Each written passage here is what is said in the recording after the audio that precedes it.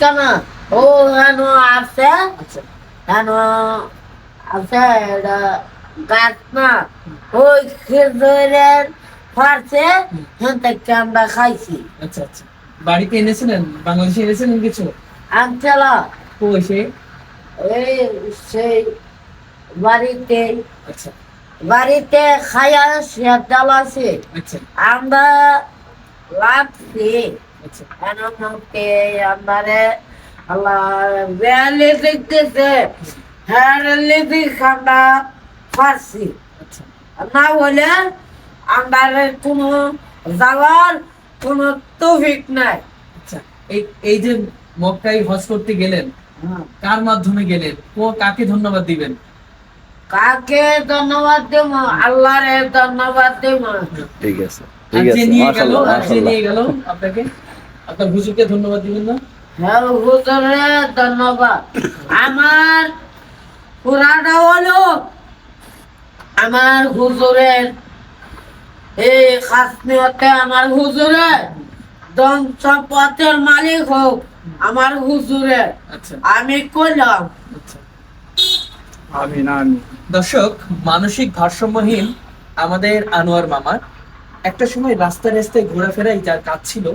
তবে একজন মহৎ মানুষের উদ্যোগে তিনি এই মাদ্রাসার একজন স্টুডেন্ট বর্তমান, এবং তাকে নিয়েই মক্কাতে হজ করতে গিয়েছেন। তার স্বপ্ন ছিল অনেক দিনের যে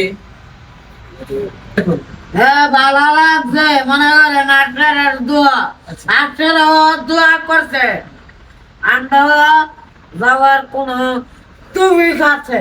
আচ্ছা আমরা গেছি আমরা না গেলে কেউ ওই মনে করেন ওই তো না পরবর্তীতে গেলে কি আমাকে নিয়ে যাবেন? যাবো আচ্ছা ইনশাল্লাহ। ইনশাআল্লাহ ইনশাআল্লাহ। দর্শক, মানসিক ভারসাম্যহীন আনোয়ার মামা একটা সময় ছিল রাস্তায় ঘোরাফেরাই যার কাজ। তবে একজন মহৎ মানুষের উদ্যোগে এই মাদ্রাসার একজন শিক্ষার্থী এখন বর্তমান, এবং তার দীর্ঘদিনের স্বপ্ন ছিল যে মক্কায় যে হজ করবে।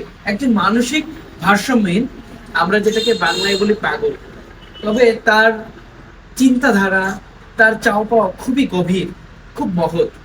সেই কারণেই তো তার স্বপ্ন মক্কাতে যে সৌদি আরবে যে সেই সেই আমাদের প্রিয় নবী হযরত মুহাম্মদ সাল্লাল্লাহু আলাইহি সাল্লামের দেশে যে হজ করবে।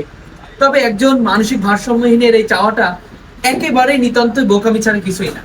তবে এই অবিশ্বাস্য যে ব্যাপারটা সেটা সম্ভব হয়েছে এই মানসিক ভারসাম্যহীন আনোয়ার মামা, সবাই তাকে মামা বলে, সেই কারণে আমিও তাকে মামা বলছি। মানসিক ভারসাম্যহীন আনোয়ার মামা তিনি মক্কায় যে এবার হজ করে এসেছেন। কি অবিশ্বাস্য মনে হচ্ছে? আসলে এই অবিশ্বাস্য হওয়ারই কথা, আসলে অবিশ্বাস হওয়ারই কথা।